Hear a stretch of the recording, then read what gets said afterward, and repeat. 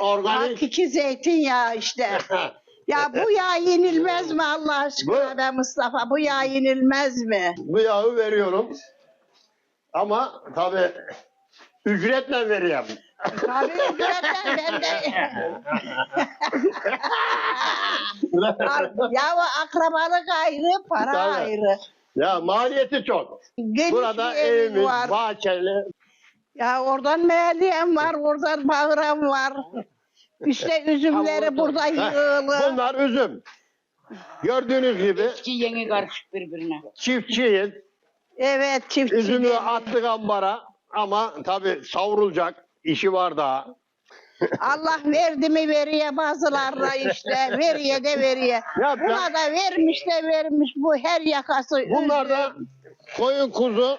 Ne yapacaksın? Bunlara da şöyle Oh koyunlar da var ya. bak Koyunlar şöyle da. yiyecek veriyoruz. Organik.